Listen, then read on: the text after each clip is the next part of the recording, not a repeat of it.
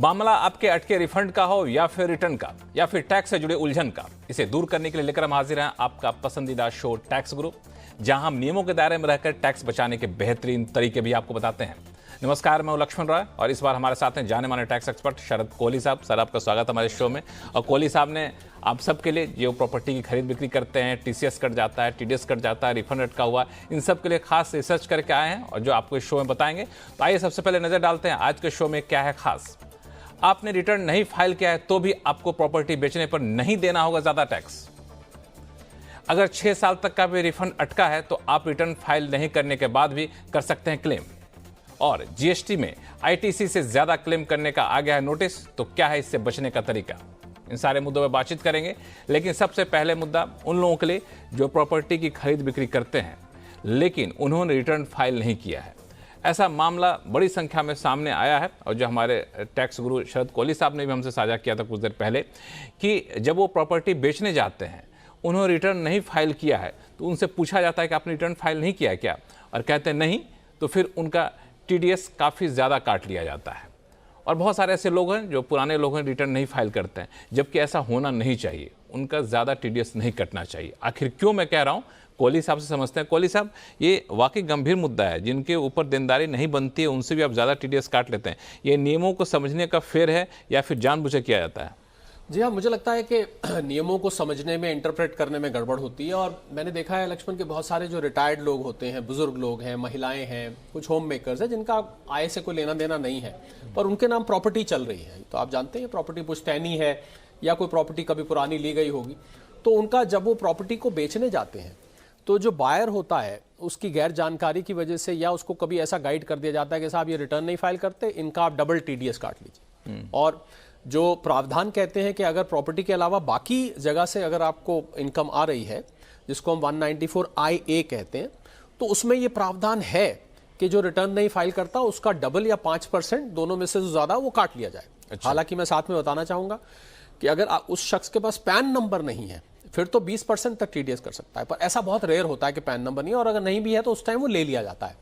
तो अब प्रॉपर्टी के मामले में जिसने प्रॉपर्टी बेची और जो प्रॉपर्टी खरीद रहा है, अब काटना उसको होता है जो खरीद रहा है, तो इसमें सेलर के ऊपर मार पड़ जाती है इस जानकारी ना होने की वजह से। तो आज मैं इस कार्यक्रम के माध्यम से ये बहुत स्पष्ट रूप से बताना चाह रहा था लक्ष्मण कि 194IA जिसको हम कहते हैं, जब आप प्रॉपर्टी बेचते हैं तो आपको पता होगा 1% टीडीएस कटता है। तो साहब आप मत बहकाए में आइए, 1% की जगह कोई 2% आपका काट ले या 5% काट ले, ऐसा नहीं है। अगर आप रिटर्न नहीं भी फाइल करते हैं तो भी आपका टीडीएस उसी रेट से कटना चाहिए। ये स्पेसिफिक एग्जेम्पशन इस 206AB जो प्रोविजन है उसमें साफ साफ ये दिया हुआ है। तो लोग मिसगाइड होकर, ये एक प्रैक्टिकल डिफिकल्टी है, मैंने देखा जनरली आंख बंद किया कि भाई रिटर्न नहीं फाइल करते। अच्छा, आप ये पूछ सकते हैं कि भाई रिटर्न नहीं फाइल करते हमें पता कैसे लगेगा? तो एक फंक्शनैलिटी दी गई है जहां पर आप किसी भी व्यक्ति का पैन नंबर डाल के ये पता लगा सकते हैं। तो क्या होता है कि जो बायर होता है वो पहले देख लेता है कि भाई ये तो रिटर्न फाइल करते नहीं है, तो और उठा के उसका दुगना टीडीएस काट लेते हैं। बाद में बेचारे वो लोग परेशान होते हैं। तो 194IA में ध्यान रखें कि अगर आप रिटर्न नहीं भी फाइल करते हैं और प्रॉपर्टी बेचने जा रहे हैं तो आपका डबल रेट पर या हायर रेट पर टैक्स नहीं कटना। लेकिन इसमें एक और चीज जो आपने बहुत महत्वपूर्ण कही कि रिटर्न नहीं फाइल करते हैं तब भी आपको ज्यादा टीडीएस देने की जरूरत नहीं है। मान लिया जाए कोई प्रॉपर्टी बेचने जा रहा हो, उसके पास पैन नहीं है, तो ज्यादा टीडीएस देना पड़ेगा ऐसे सूरत में? जी हाँ, उसको हम सलाह ये देते हैं लक्ष्मण के, क्योंकि पैन लेना बहुत मुश्किल प्रक्रिया नहीं है। तो पहले वो पैन ले ले। पैन लेने में तो आपको एक ऑनलाइन फॉर्म भरना है, वरना पैन नहीं होगा तो फिर तो 20% तक टीडीएस हो जाएगा। 20% है, यानी जब आप प्रॉपर्टी बेचने जाएं तो ध्यान रखें अगर आपके पास पैन नहीं, हालांकि बहुत कम लोगों के पास होता है, लेकिन जो पुराने बड़े बुजुर्ग हैं उनके पास कई बार पैन नहीं होता है, तो पैन ऑनलाइन अप्लाई करें और पैन मिल जाए तभी आप रजिस्ट्री करने जाइए।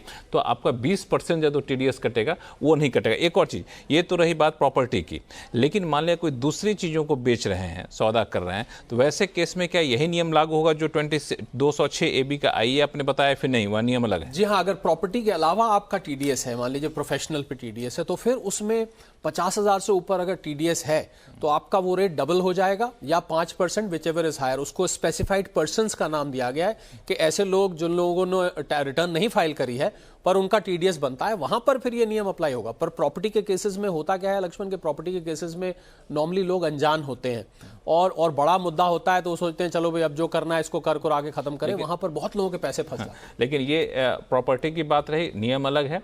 प्रॉपर्टी के अलावा दूसरे लेन देन है उसके नियम अलग है। इसमें एक और है जो नॉन रेजिडेंट इंडियन है, जिनका एस्टेब्लिशमेंट यहाँ नहीं है, उनको भी शायद छूट मिली हुई है। जी हाँ, उनको भी छूट मिली हुई है। जिन लोगों को रिटर्न फाइलिंग से एग्जेम्पशन है किसी कानून के अंतर्गत, वहां पर फिर higher rate of TDS apply नहीं करेगा। तो ये सारी चीजें हैं, आप प्रॉपर्टी खरीद बिक्री वक्त जिसका ख्याल रख सकते हैं। और जैसा कि कोहली साहब ने बताया, अच्छा खासा टैक्स आप बचा सकते हैं, आपको टीडीएस देने की जरूरत नहीं पड़ेगी। चलिए अब शुरू करते हैं सवाल जवाब का सिलसिला। सबसे पहले चलते हैं मुंबई, जहां से सुजीत सिन्हा जी हमारे साथ फोन लाइन पर जुड़ चुके हैं। सुजीत जी नमस्कार। लक्ष्मण जी, कोहली जी, दोनों को नमस्कार। जी बहुत बहुत नमस्कार। और साथ साथ आप दोनों को बधाई। लक्ष्मण जी, आप बहुत अच्छी तरह से संचालन करते हैं जी, बहुत बहुत धन्यवाद। बहुत सहजता से लोगों का प्रश्नों का उत्तर देते हैं, तो बहुत बहुत बधाई आप लोग जी, धन्यवाद। अच्छा, अभी मेरा सवाल जो है वो लॉन्ग टर्म कैपिटल गेन से जुड़ा हुआ है जी। मेरे पास कंपनी से ईसॉप ग्रांट किया गया था जी जो अभी शेयर्स अनलिस्टेड है जी लेकिन कंपनी ने विंडो दिया कि उसमें मैं कंपनी को सेल बैक कर सकता हूँ। जी तो मैंने उसके तहत मैंने सेल किया और वो जो रकम था उस रकम को मैंने एक फ्लैट परचेज करने में लगा दिया पूरे के पूरे। जी। लेकिन इसके सेल में मेरे को 40 लाख से करीब ऊपर का मेरे को कैपिटल गेन्स वैसे बनता है, लेकिन अब मैंने प्रॉपर्टी ले लिया है तो मेरा प्रश्न ये है कि ये इसको ऑफसेट पूरा ऑफसेट हो जाएगा उसमें। अच्छा, ये मेरा दूसरा फ्लैट है जी। इसके 3.5 साल पहले मैंने एक फ्लैट लिया था जो कि अभी मैं रेंट पे दिया हूँ। जी जी सुजीत जी, बिल्कुल आपकी समस्या का समाधान बहुत अच्छे तरीके से निकल सकता है। सेक्शन 54F है जिसके अंतर्गत आप इक्विटी पे हुए गेन को आप किसी प्रॉपर्टी में निवेश कर सकते हैं। ये समय 2 साल का होता है, 1 साल पहले या 2 साल बाद तक आप निवेश कर सकते हैं। और जी हाँ, 54 आपने बहुत बारीकियां मुझे लग रहा है 54F की देखी है, क्योंकि ये कुछ ऐसे प्रावधान इनडायरेक्टली बोल रहे थे जो कि इस सेक्शन से रेलेवेंट है। 54F में आप एक प्रॉपर्टी के अलावा सुजीत जी एक और प्रॉपर्टी ले सकते हैं। तो आपने जो पहली प्रॉपर्टी का जिक्र किया जो रेंट पर है, बाकायदा बनी रहेगी। जो दूसरा आप मकान लेने जा रहे हैं वो भी चलेगा। बस अब इसके बाद 54F में और प्रॉपर्टी आप नहीं ले पाएंगे। 2 प्रॉपर्टी तक आप, एक जो इसमें रह रहे हैं उसके अलावा या जो आपने रखी उसके अलावा एक और आप रख सकते हैं। बिल्कुल आप इसका लाभ उठाएं और 54F के अंतर्गत आप अपने कैपिटल गेन को बचाएं। सुजीत जी की बातों से लग रहा था कि बिल्कुल टैक्स गुरु के काफी रेगुलर दर्शक हैं। यही वजह कि काफी रिसर्च करके खुद आते हैं, होमवर्क करके आते हैं। और उसकी जो बाकायदा कंडीशंस है उसका ये स्पेसिफिकली जिक्र कर रहे हैं। इसमें एक और चीज, चूंकि इन्होंने कहा अनलिस्टेड ईशॉप था तो उसका मामला था, लेकिन इसके अलावा भी दूसरी चीजें जो ऐसी प्रॉपर्टी से बॉन्ड वगैरह वो भी बेच के जो LTCG होता है उसको भी हम लोग प्रॉपर्टी में निवेश कर सकते हैं। जी हाँ, बिल्कुल। 54F के अंतर्गत आप प्रॉपर्टी के अलावा किसी चीज से आपको कैपिटल गेन हो रहा है लक्ष्मण, उसके लिए वो लागू होता है। तो बहुत सारे फायदे हैं, LTCG बचाने के बहुत सारे तरीके हैं जो कोहली साहब ने बताया और सुजीत जी के केस में भी बताया उन्होंने। अब चलते हैं पूर्वी चंपारण, जहां से दीपक जी हमारे साथ फोन लाइन पे हैं मोतिहारी से। दीपक जी नमस्कार। नमस्कार। कैसे हैं आप? कोहली जी को भी नमस्कार। नमस्कार दीपक जी। हेलो। हाँ, कैसे हैं आप दीपक जी? जी सब ठीक है। आप लोगों को बहुत बहुत धन्यवाद इतना ज्ञानवर्धन करने के लिए। चलिए, बहुत बहुत धन्यवाद। हमारे शो से जुड़ते रहते हैं आप। बताइए क्या सवाल है? जी, सवाल मेरा तो 3 है। पहला सवाल यह है कि हम लोग जब कोई भी दुकान कॉमर्शियल या मकान रेसिडेंशियल जब देते हैं किसी को किराए पर, तो एक एडवांस लेते हैं पगड़ी के रूप में। हाँ। उसको जो है सो उसमें सूद भी देना पड़ता है, कभी सूद इंटरेस्ट फ्री भी रहता है, लौटा देना पड़ता है जो मकान खाली करता है। हाँ। तो उस समय जो है सो हम उसको अपने इनकम टैक्स रिटर्न में कहाँ दिखाएंगे वो एडवांस को? तो मेरा इनकम हुआ नहीं, तो वो तो फिर हमको रिटर्न करना है। तो काफी अच्छा सवाल है, चूंकि जब आता है तब कहाँ दिखाएंगे, जब जाता है तब कहाँ दिखाएंगे? जी दीपक जी, बिल्कुल। जिसको आप पगड़ी कह रहे हैं उसको हम लोग सिक्योरिटी डिपॉजिट कहते हैं। जब आप कोई मकान या दुकान के बॉम्बे में काफी महंगा होता है। बिल्कुल, वो तो अमाउंट होता है 1 महीने का, 2 महीने के रेंट के बराबर होता है। तो उसको दीपक जी वो इनकम तो है नहीं, आपने बिल्कुल ठीक कहा। तो इनकम नहीं है तो उसको आपको कहीं पर दिखाने की ऐसी आवश्यकता नहीं है। उसको आप अपने पास रखिए। उसका जो आप ब्याज दे रहे हैं वो आप ब्याज देते रहिए जब आप वापस करेंगे, क्योंकि ये एक तरह से कैपिटल रिसीट है। और कैपिटल रिसीट, हालांकि कुछ लोग मुझे ऐसे भी मिले जो उसको एग्जेम्प्ट इनकम कैटेगरी में दिखा देते हैं आयकर विवरणी में, पर मुझे लग रहा है वो ठीक नहीं है, क्योंकि कैपिटल नेचर की रिसीट है, ये आय नहीं है आपकी।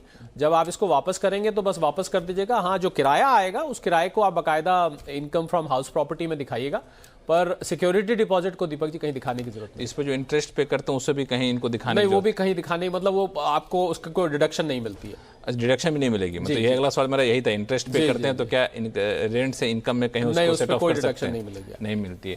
हालांकि अच्छी बात आपने कहा दीपक जी कि आप कई बार इंटरेस्ट भी देते हैं, तो ऐसा बहुत कम प्रॉपर्टी ओनर मिलते हैं इंटरेस्ट के साथ ही इनकी प्रॉपर्टी वापस करते हैं।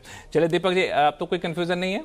जी जी, दूसरा प्रश्न है मेरा यह कि हम जब कोई मकान या जमीन बेचते हैं तो उसको क्या अपने एचयूएफ अकाउंट में जमा कर सकते हैं, और निर्धारित समय के बाद अगर हम उसको इन्वेस्ट करते हैं रियल एस्टेट में तो क्या हमको आयकर में छूट मिल सकती है? देखिए, जब आप अपने एचयूएफ अकाउंट में इसको दीपक जी जमा करेंगे तो ये एक तरह से आपसे एचयूएफ को गिफ्ट मान लिया जाएगा, और अगर आपसे एचयूएफ को गिफ्ट मान लिया जाएगा उसमें कोई हर्ज नहीं है, गिफ्ट एचयूएफ के हाथ में टैक्सेबल नहीं है, परंतु उस पर जो फिर इनकम होगी वो आपके हाथ में सेक्शन 64 में क्लबिंग हो जाएगी। तो ये दीपक जी आपको ध्यान रखना है, आप बाकायदा एचयूएफ में जमा करा सकते हैं, पर उस पर जो इनकम होगी वो फिर टैक्सेबल हो जाएगी। और इसको आपने कहा बाद में आप कहीं उसमें इन्वेस्ट कर सकते हैं, आप उसको कुछ भी कर सकते हैं। एचयूएफ को एक बार आपने गिफ्ट कर दिया तो एचयूएफ उसका जैसे चाहे इस्तेमाल कर सकता है, बस ये ध्यान रखिएगा कि इनकम होगी तो आपके हाथ में क्लब हो जाएगी। लेकिन ये जो पैसा आता है उसको कैपिटल गेन अकाउंट जो आप बार बार समझाते हैं उसमें भी रख सकते हैं? वो नहीं, जो पैसा आया है वो कैपिटल गेन अकाउंट में रखने का तो पर्पस होता है लक्ष्मण के आप कैपिटल गेन बचाने के इंटेंशन से जमा कर रहे हैं, पर इन्होंने बताया कि सीधा उसको एचयूएफ अकाउंट में जमा कर रहे हैं। अब ये तो डिपेंड करेगा दीपक जी कि जो आपको ये पैसा आया है इस पे कोई कैपिटल गेन हुआ है तो पहले आप कैपिटल गेन बचाने की सोचिए। एचयूएफ में डालना तो बात की बात है, अगर उसमें मान लीजिए री इन्वेस्ट करना है या जैसे कैपिटल गेन अकाउंट स्कीम में जमा करना है तो ये तो अगर कैपिटल गेन हुआ है कि नहीं हुआ अभी हम इस पर नहीं आए, ये तो ये सीधा पूछ रहे हैं कि हम एचयूएफ में जमा कर सकते हैं। दीपक जी कुछ बताना चाहते हैं इसमें? जी जी, कैपिटल गेन अकाउंट में अगर हम जमा कर देते हैं जी तो उससे फिर विड्रॉ करने के लिए हमको क्या इनकम टैक्स ऑफिसर से परमिशन लेने की जरूरत पड़ती है? नहीं दीपक जी, कोई परमिशन नहीं लेनी होती है इसमें। आपका जो जब कैपिटल गेन अकाउंट स्कीम में जमा करने का जो मकसद है, जो पर्पस है वो पूरा हो जाता है, उसके बाद एक फॉर्म जी भरकर आप उसको वापस निकाल सकते हैं। कोई परमिशन नहीं लेनी होती है, बस आपको अपनी डेट्स के अनुसार ये देखना होता है कि जिस मकसद से आपने कैपिटल गेन अकाउंट स्कीम में जमा कराया था वो मकसद पूरा हो गया है या नहीं पूरा हुआ है। अगर पूरा नहीं हुआ तो निकालने पे आपको पता होगा कैपिटल गेन वापस लगने का भी डर होता है। बस ये एक बार आप क्रोनोलॉजी से चेक कर लें। चलिए, और फिर भी कोई कंफ्यूजन है दीपक जी तो आप लिखिएगा tax@moneycontrol.com पर, और दर्शकों से यही कहूंगा कोई भी उलझन हो तो आप लिखिए और हम ऐसे ही टैक्स गुरु से सीधा आपकी बातचीत कराएंगे और आपके हर उलझनों को दूर करने की कोशिश करेंगे। चलिए, फिलहाल वक्त है छोटे से ब्रेक का। ब्रेक के बाद जानेंगे अगर 6 साल तक का भी रिफंड अटका है तो आप रिटर्न फाइल नहीं करने के बाद भी पा सकते हैं क्लेम। आखिर कैसे, बताएंगे छोटे से ब्रेक के बाद।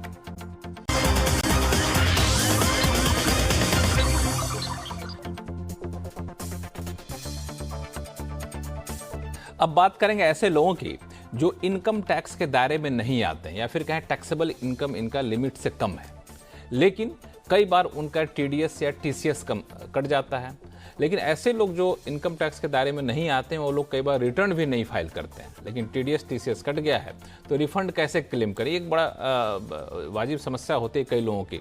ऐसे लोगों को क्या करना चाहिए, कोहली साहब समझते हैं, फिर आप लोगों के सवाल हैं। कोहली साहब, ऐसे लोगों की तादाद काफ़ी ज़्यादा देखने को मिली है, क्या करना चाहिए ऐसे लोगों को? देखिए, अमूमन ऐसा माना जाता है लक्ष्मण के एक दफे 2 साल बीत गए, अपडेटेड रिटर्न का भी समय निकल गया तो अब तो मामला हाथ से चला गया, टाइम बार हो गया भाई, अब तो कुछ नहीं हो सकता।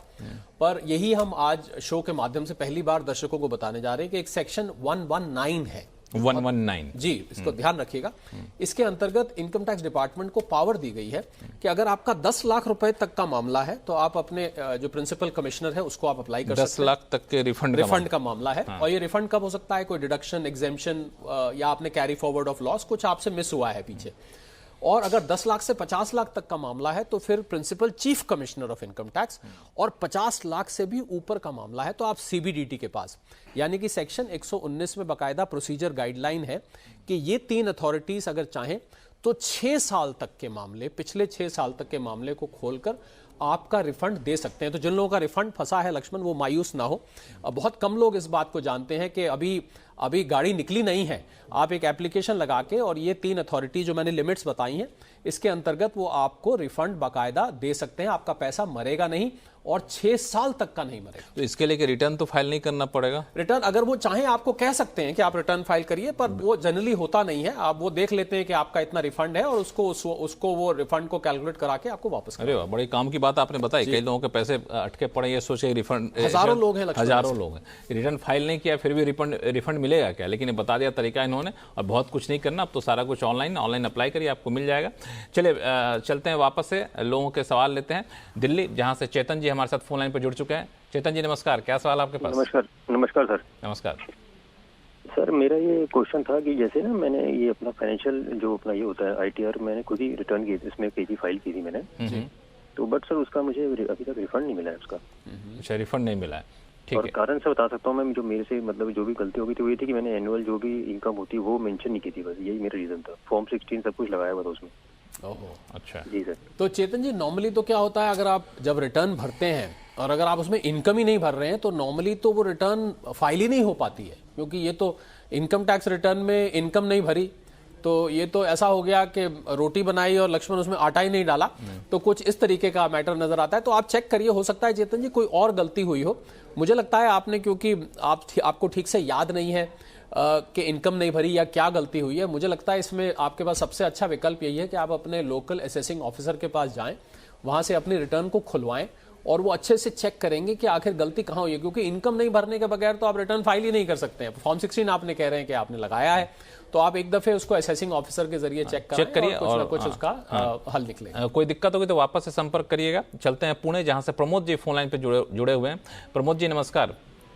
नमस्ते सर जी। बताएं क्या उलझन है? कोहली सर को भी नमस्कार। नमस्कार प्रमोद जी। हाँ, अभी मैं रिटायर्ड सीनियर सिटीजन हूँ जी, और मैं शेयर में लॉन्ग टर्म और स्विंग और पोजिशनल ट्रेडिंग पर इन्वेस्टमेंट ये करता हूँ जी। अभी फाइनेंशियल ईयर 23-24 में, यानी ये ईयर में मुझे करीब 22 लाख का प्रॉफिट हो गया है अच्छा, अरे वाह, शॉर्ट टर्म में जी और उसमें थोड़ा सा लॉन्ग टर्म का भी है। और इसके अलावा मेरा बैंक इंटरेस्ट 1,20,000 है जी। एनुअल, जी और ईपीएफओ का पेंशन 40,000 पर ईयर है। जी।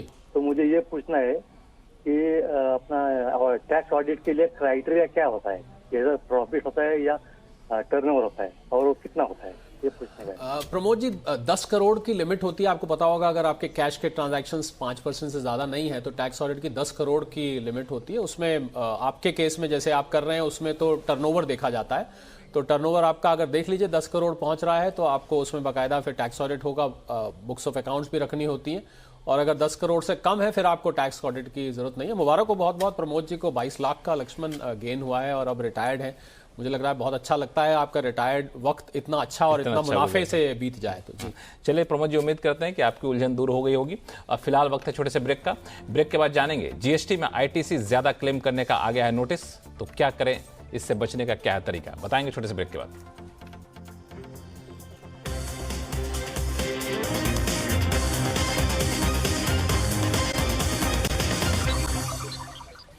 चलिए अब चलते हैं सीधा लखनऊ, जहां से अरुण कुमार जी हमारे साथ फोन लाइन पर जुड़ चुके हैं। अरुण जी नमस्कार। हाँ जी नमस्कार जी। सर मेरा क्वेश्चन है कि हमारे ना काम है इन्वर्टर बैटरीज का हजरतगंज में। तो हमें जीएसटी डिपार्टमेंट से नोटिस आया है कि हमने ना एक्सेस आईटीसी क्लेम किया है 2A के कंपैरिजन में फाइनेंशियल ईयर 18-19 में। तो क्या करना चाहिए हमें? अच्छा अरुण जी, आपका ये नोटिस आया है कि आईटीसी फालतू। तो देखिए 3 हालात में आपको बताता हूं अरुण जी, जिनको आप पहले चेक करें ऐसा है कि नहीं। आपने कहीं जो सप्लायर है उसने आपका जिस्टिन गलत तो नहीं भरा है, पहली बात।